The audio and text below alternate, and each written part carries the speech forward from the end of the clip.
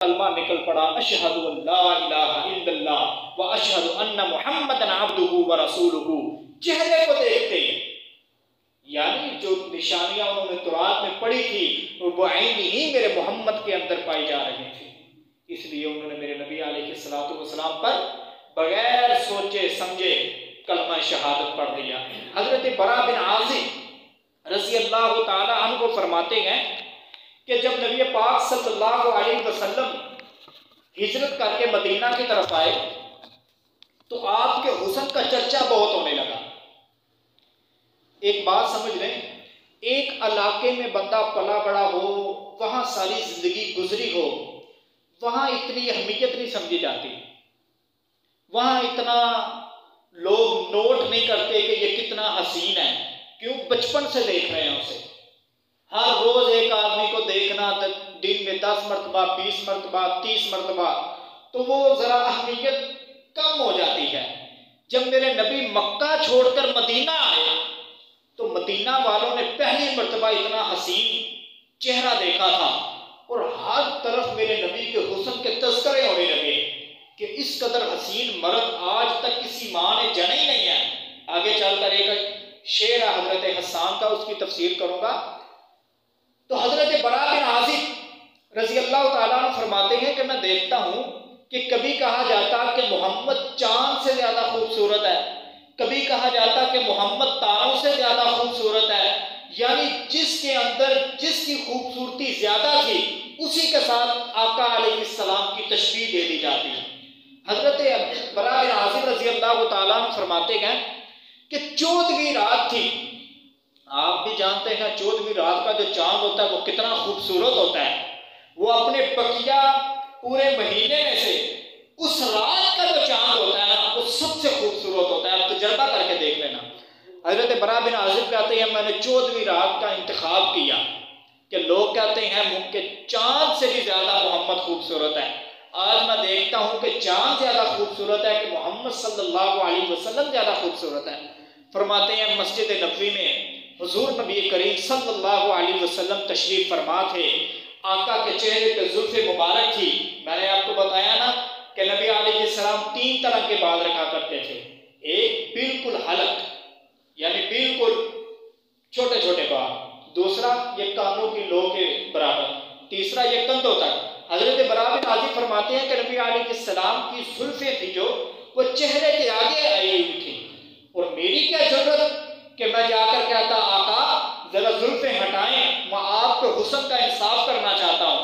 कहते हैं मैंने इंतजार किया कि आका खुद अपने चेहरे से जुल्फे हटाएंगे तो तब मैं मुआयना करूंगा कि चांद ज्यादा खूबसूरत है कि मोहम्मद ज्यादा खूबसूरत है। कहते हैं मैं खड़ा रहा, इंतजार में रहा, देखता रहा। थोड़ी देर गुजरी तो नबी अलैहिस्सलाम ने अपने चेहरे से जुल्फे हटाई। कहते हैं कभी मैं चांद की तरफ देखता हूं, कभी मोहम्मद के चेहरे की तरफ देखता हूं। एक बार नहीं, 2 बार नहीं, बार बार देखता हूं। आखिर में मेरी जुबान ये कहने पे मजबूर होती है ऐ चांद तेरे चेहरे पे छाइयां है, मेरे मोहम्मद का चेहरा साफ है। ये था मेरे नबी का हुस्न। इसी तरह हजरत आयशा रज़ी अल्लाह ताला अन्हु ये नबी अलैहिस्सलातु वस्सलाम की ज़ौजा मुकर्रमा थी और इनको ये खुसूसियत हासिल है कि आका ने जितनी भी शादियां की वो सारी की सारी बेवा औरतें थी जिनके पहले निकाह हो चुके थे। सिर्फ हजरत आयशा रज़ी अल्लाह ताला अन्हा वाहिद थी कि जो नबी अलैहिस्सलाम के निकाह में आई और कंवारी थी, यानी पहले इनका निकाह नहीं हुआ था। इससे एक सबक हमें मिलता है। मैंने आपको कहा था सीरत बयान होगी, उसके अंदर जो जिम्मेदारियां मेरे और आपके ऊपर आती हैं उनको भी डिस्कस किया जाएगा। आज हमें देखना चाहिए जो लोग समझते हैं कि हम एक से ज्यादा शादियां कर सकते हैं, हम इंसाफ के साथ बर्ताव कर सकते हैं, अल्लाह ताला ने उनको माली एतबार से नवाजा हुआ है, वो जरूर इस बारे में सोचे।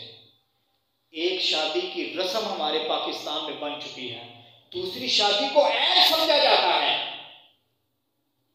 तीसरी शादी करने को ऐब समझा जाता है। अगर ये ऐब होता, अगर ये बोझ होता, अगर ये मुश्किलात का बाइस होता, अगर ये आजमाइशों का सबब होता तो नबी करीम सल्लल्लाहु अलैहि वसल्लम कभी इतनी शादियां ना करते। तो इसलिए आपके मुआशरे के अंदर जो बेवा औरतें हैं उनसे जब रिश्ता आए तो कभी माथे पे बल ना लाया करें। अगर आपके पास इस्तात है, ताकत है, तो जरूर निकाह करें। देखें ना, नबी अलैहिस्सलाम की सिर्फ एक ज़ौजा मुकर्रमा कुंवारी थी शादी से पहले, उसके अलावा आका ने जितने भी निकाह किए सब की सब बेवा औरतें थी। खैर, हजरत आयशा रज़ियल्लाहु ताला अन्हा फरमाती हैं कि हजरत यूसुफ अलैहिस्सलाम के हुस्न का बड़ा तज़किरा था कि अल्लाह ताला ने उनको बहुत ज्यादा हुस्न दिया था। इस कदर ज्यादा हुस्न दिया था, इस कदर ज्यादा हुस्न दिया था, जब अजीज़े मिस्र में मंडी से खरीद कर, इंशाल्लाह कभी मौका मिला तो हजरत यूसुफ अलैहिस्सलाम की जिंदगी पर भी हम कुछ बात करेंगे।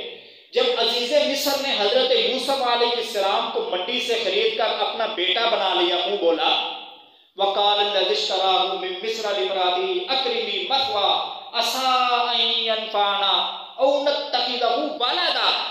कुरान कहता है कि उसकी बीवी ने कहा कि हमारी कोई औलाद नहीं है, लिहाजा यूसुफ को अपना बेटा बना लेते हैं। वो ले गए। हजरत यूसुफ अभी बच्चे थे, जवानी की तरफ जब गए, हुस्न तो उनका आज भी दुनिया उनके हुस्न की मिसाल देती है। तो वही औरत जो अपना बेटा बनाकर ले गई थी, वो ही उनके इश्क में गिरफ्तार हो गई, उनको बुराई की तरफ दावत दी। कुरान कहता है कि अल्लाह ताला ने उनको उस बुराई से महफूज फरमा दिया, मोजज़ा दिया। क्या मोजज़ा? दरवाजे बंद है, चारों तरफ से निकलने का कोई रास्ता नहीं है, बादशाह की बीवी है, अगर इनकार करेगा तो जेल जाएगा, अगर उसकी बात मानेगा तो अल्लाह की नाफरमानी होगी। और बात माने भी कैसे, वक्त का नबी था। अल्लाह ने कहा यूसुफ दरवाजों की तरफ दौड़। अल्लाह, दरवाजे तो बंद हैं, बड़े बड़े ताले लगे हुए हैं। अल्लाह ने कहा यूसुफ दरवाजों की तरफ भागना तेरा काम है, इन तालों को तोड़ना मैं रब का काम है। वो दरवाजों की तरफ दौड़े, दरवाजों के ताले टूटते चले गए। अल्लाह ताला ने हजरत यूसुफ को उस बुराई से महफूज फरमा दिया। अल्लाह अकबर। इसलिए यहां से मुझे और आपको सबक ये मिलता है, ऐसी बुराई के अंदर हम फंस जाएं जिससे निकलने का कोई रास्ता ना नजर आए, तो वहां हिम्मत नहीं हारनी, बल्कि हजरत यूसुफ की तरह इस्तिकामत के साथ खड़े रहना है। इस्तिकामत दिखाना आपका काम है, बुराई से महफूज रखना मेरे रब का काम है। तो इसलिए ये कभी ना कहा करें बरादरी तो फंस गया, मल्लेदारी ये की करा, यारी दोस्ती ये मुड़ की करा ना। जब भी कोई बुराई का सामना हो, बुराई की तरफ नहीं जाना, बल्कि सीधे रास्ते की तरफ जाना है। बुराई से पीछे हटना आपका काम है, मेरा काम है। सीधे रास्ते पे चलाना खुद मेरे अल्लाह का काम है। हजरत यूसुफ अलैहिस्सलाम के हुस्न का तज़किरा हो रहा था। हजरत यूसुफ अलैहिस्सलाम जब उसकी बात को ठुकरा दिया, अब पूरे मिस्र में उसने ये डंडोरा पीटना शुरू कर दिया। आगे जाके पकड़े गए, पीछे पीछे वो ज़ुलेखा थी, आगे हजरत यूसुफ थे और आगे से उसका शौहर भी आ गया। उसने कहा ये क्या हालत है, दोनों की सांसें उखड़ी हुई हैं, चेहरे की रंगत बदली हुई है। उस औरत ने हजरत यूसुफ अलैहिस्सलाम पर इल्जाम लगा दिया कि इसने मेरी तरफ बुराई की नजर से देखा था, मेरे ऊपर हमला आवर होने की कोशिश की। खैर ये मौजू बड़ा लंबा हो जाएगा। जब मिस्र की औरतों को पता चला कि ये अपने गुलाम को दिल दे बैठी है, ये अपने नौकर के ऊपर अपना दिल हार बैठी है, ज़ुलेखा ने कहा तुम्हें क्या पता वो गुलाम कितना हसीन है जिसके ऊपर मैंने दिल दिया। उसने सारे मिस्र की औरतों को जमा किया, औरतों को जमा करके हजरत यूसुफ को कहा आपने इनके दरमियान से गुजरना है। कुरान के लफ्ज है, कुरान के लफ्ज हैं, यकीन करेगा ये कुरान के लफ्ज ना होते तो अकल मानने के लिए तैयार ना होती। जब हजरत यूसुफ उनके दरमियान से गुजरे, इस तरफ भी औरतें इस तरफ भी औरतें, उनके हाथों में सेब थे और एक छुरी थी। कुरान कहता है तत्ताअना ऐदियहुन्ना, कुल्ना हाशा लिल्लाहि मा हाज़ा बशर। जब उनकी नजरें हजरत यूसुफ पे पड़ी और उनका हुस्न देखकर इतनी दंग रह गई कि उन्हें पता ही ना चला, अपनी उंगलियों को काट दिया। आप खुद हिसाब लगाएं कि एक आदमी की उंगलियां काट गई हैं, उसको होशो हवास का पता ही नहीं है कि इस कदर ज्यादा हजरत यूसुफ अलैहिस्सलाम हसीन थे। तो अम्मा आयशा रज़ियल्लाहु ताला अन्हा फरमाती हैं कि अगर वो मिस्र की औरतें जिन्होंने यूसुफ अलैहिस्सलाम का हुस्न देखकर अपनी उंगलियां काटी थी, अगर वो मोहम्मद को देख लेती ना तो अपने दिलों को काट के रख देती। इस कदर नबी पाक सल्लल्लाहु अलैहि वसल्लम हुस्न वाले थे। एक हदीस है, अल्लाह ताला ने 100 दर्जे बनाए हैं हुस्न के। कितने? 100 दर्जे, 100 हिस्से। एक हिस्सा, उसमें से आधा हिस्सा हजरत यूसुफ को दिया, आधा हिस्सा पूरी कायनात के इंसानों को दिया। यानी एक हिस्से में से आधा हजरत यूसुफ को और आधा सारी इंसानियत को, और बाकी 99 हिस्से अल्लाह ने मेरे मोहम्मद को अता किए। और आप खुद हिसाब लगाएं, सारी इंसानियत का हुस्न एक तरफ और दूसरी तरफ 99 हिस्से, एक नहीं कितने, 99 हिस्से अल्लाह ने मेरे नबी को दिए थे हुस्न के। किस कदर ज्यादा हसीन होंगे। इसलिए तो हजरत बिलाल रज़ियल्लाहु ताला अन्हु, अब ये हदीस मैं मुताला नहीं करके आया था, मेरे जहन में आ गई, बड़ी ज्यादा लुत्फ वाली है। अपने दिलों में ये शौक रखा करें, मैं भी रखूं, आप भी रखें कि हमने जन्नत में क्यों जाना है। आज हमारे जहनों में मोमन ये है ना, हमने जन्नत में जाना है, वहां फल होंगे, वहां फ्रूट होंगे, वहां महल्लात होंगे, वहां दूध की नहरें, शराब की नहरें, शहद की नहरें होंगी। ठीक है, ये भी चीजें होनी चाहिए हमारे जहन में, लेकिन सबसे पहली जो आरज़ू, जो सबसे पहली जो हमारे दिल के अंदर ख्वाहिश होनी चाहिए वो ये होनी चाहिए। सुनिए हजरत बिलाल रज़ियल्लाहु ताला अन्हु की बात। आका की वफात होगी, तदफीन होगी, परेशान रहने लगे। साहबा ने कहा बिलाल क्यों परेशान होता है? हजरत बिलाल उन साहबा में से तो दिन रात आका की खिदमत में रहते थे। जो दिन रात खिदमत में रहा करे ना, उनको दुख ज्यादा होते हैं, उनको बर्दाश्त करना ज्यादा मुश्किल होता है। अच्छा, हजरत बिलाल को साहबा कहने लगे, साहब ए बिलाल, दुनिया से और लोग भी जाते हैं, आका दुनिया से चले गए, उनका वक्त आ गया था, बर्दाश्त कर, हौसला कर, सब्र कर। कहने लगे सब्र नहीं होता, हर वक्त अल्लाह से एक ही दुआ करता हूँ, अल्लाह मेरी रूह को मेरे जिस्म से निकाल ताकि मैं अपने मोहम्मद का दीदार कर सकूंगा। तो इसलिए मेरे दिल के अंदर, आपके दिल के अंदर भी ये आरज़ू होनी चाहिए कि हमने जन्नत में किस लिए जाना है? आका के दीदार के लिए जाना है। तो इसलिए नबी अलैहिस्सलातु वस्सलाम से इंशाअल्लाह मुझे पूरी उम्मीद है एक ना एक दिन हम उनसे मिलेंगे। इसी तरह हजरत नबी अलैहिस्सलाम के हुस्न का एक और वाक़या, हजरत हसन रज़ियल्लाहु ताला अन्हु बयान करते हैं कि जब मेरे नबी ने नबुव्वत का दावा नहीं किया था, उस वक़्त मेरे नबी इतने ज़्यादा मोहतरम थे, इतने ज़्यादा मेरे नबी मुकर्रम थे, इतने ज़्यादा मेरे नबी लोगों को महबूब थे कि मेरे नबी कह देते ना रात के वक़्त कि ये दिन है, तो लोग कहते दिन है। दिन के वक़्त मेरे नबी कहते ना रात है, तो लोग कहते थे रात है। मिसाल दे रहा हूँ, ये नहीं कि आका इस तरह कहते थे, मिसाल दे रहा हूँ। इसकी मिसाल एक वो भी है, मेरे नबी ने जब ऐलान नबूवत किया तो आका ने पहाड़ी की दामन पे खड़े होकर कहा कि पिछली जानब से दुश्मन हमला करने आ रहे हैं। सरदारों ने चढ़कर देखा, कोई दुश्मन नहीं आ रहा था। मेरे नबी ने कहा अब मैं कहता हूं कि दुश्मन हमला करने आ रहा है। वो कहते हैं मोहम्मद तेरी 40 साल जिंदगी हमें इस बात पे मजबूर करती है कि हमारी आंखें धोखा खा सकती हैं, लेकिन मोहम्मद की जुबान झूठ नहीं बोल सकती। कहते हैं मेरे नबी अलैहिस्सलातु वस्सलाम ऐलान नबुव्वत से पहले हर एक के दिल की धड़कन थे। हर कोई मेरे नबी के साथ मिलने को बाइसे फख्र समझता था। जो मेरे नबी को मिल लेता वो खुशी से फूला नहीं समाया, यानी कि दिल के अंदर मोहब्बत थी। हर दिल के अंदर सरदार फख्र समझते थे कि ये मोहम्मद हमारे साथ आकर बैठे। जब ऐलान नबुव्वत किया जब एक रब की तरफ बुलाया औरों से दर को छोड़कर, जब ये तबलीग की कि अल्लाह से सब कुछ होता है, गैरों से कुछ नहीं होता। खैर ये बात लंबी हो जाएगी, जब यहाँ तक पहुँचेंगे उस वक़्त इसको बयान करेंगे।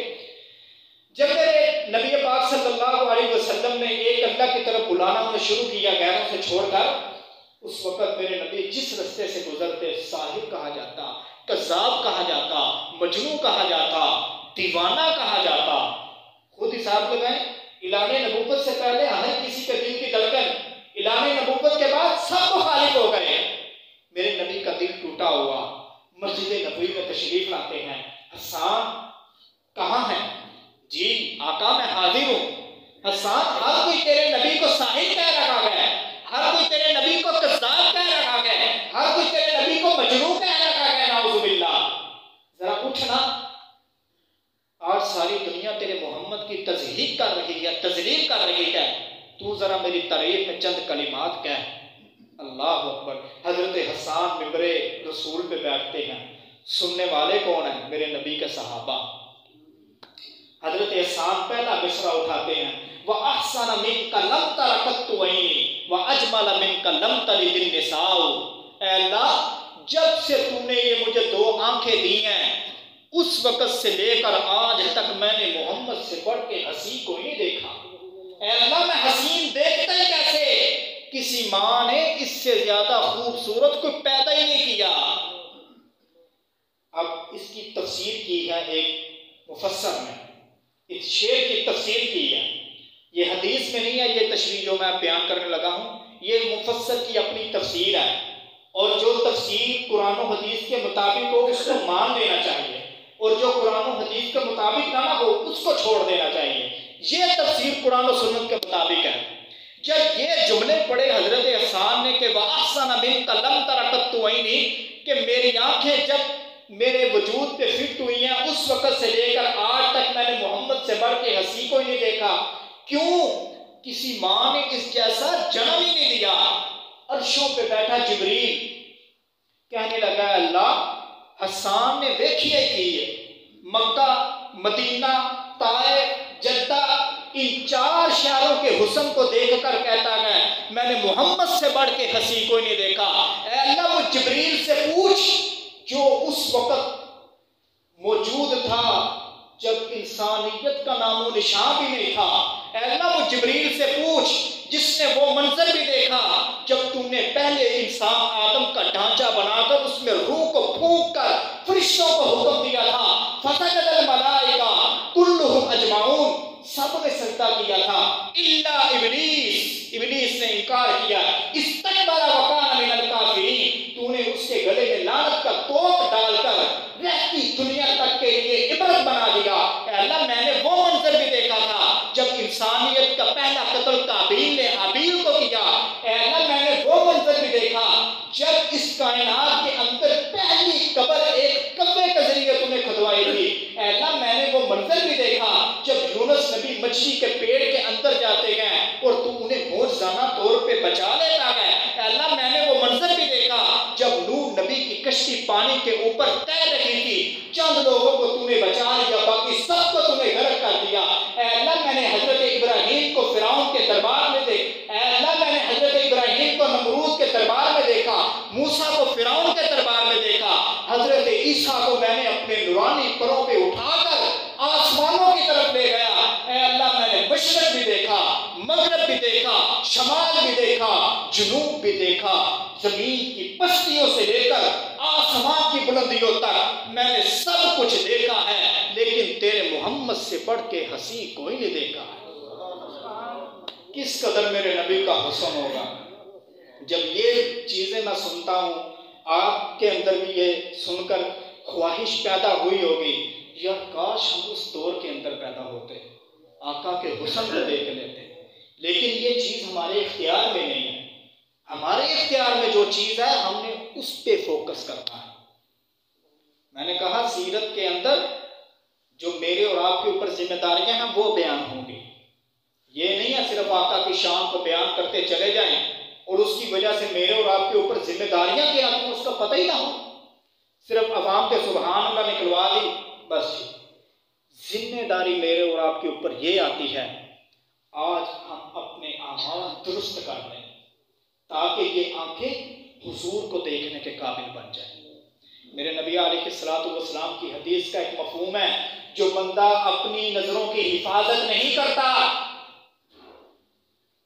जो चाहा दिल में वो देख लिया, मुमकिन है कि जन्नत के अंदर मेरी जियारत से वो महरूम हो जाए।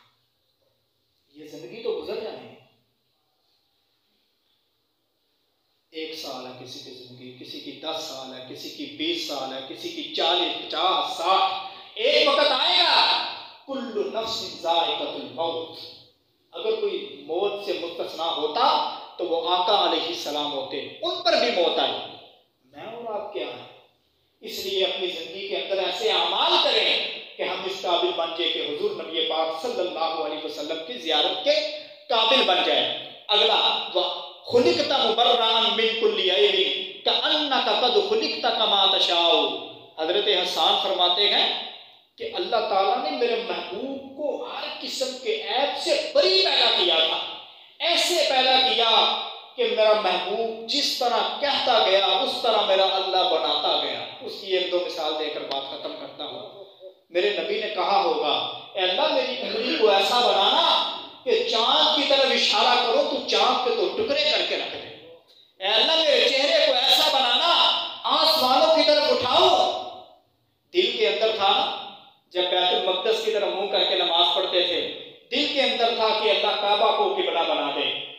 चेहरा आसमानों की तरफ उठाया, रब ने वही नाज़िल कर दी, कद नरा तकल्लुब वजहिका फिस्समा।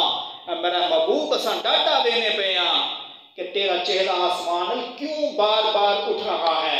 अल्लाह ने किबला तब्दील करके रख दिया। मेरे नबी ने कहा होगा, ए अल्लाह मेरे कदम को ऐसा बनाना कि जिस जगह मैं टिका दूं तो उस जगह की कसमें उठाने लग पड़े। ला उक़सिमु बिहाज़ल बलद। अल्लाह तूने मक्का की कसम क्यों उठाई, यहाँ काबा है? फरमाया नहीं।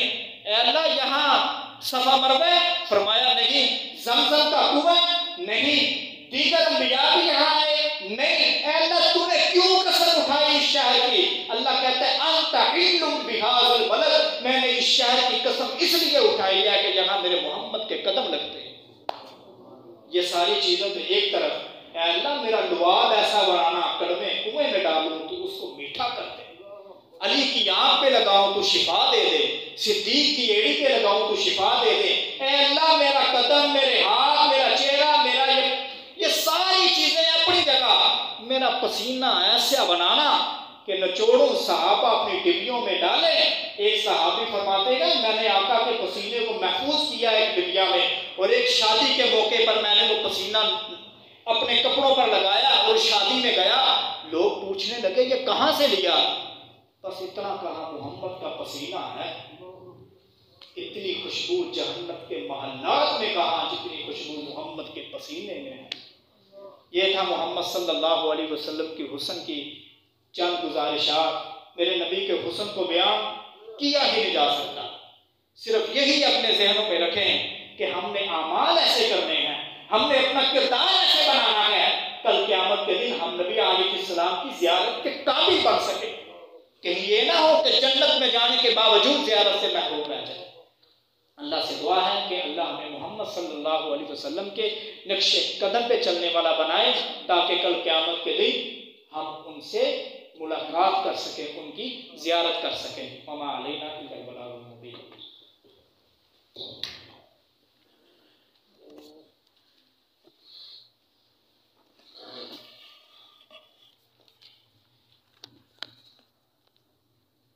शुक्रिया।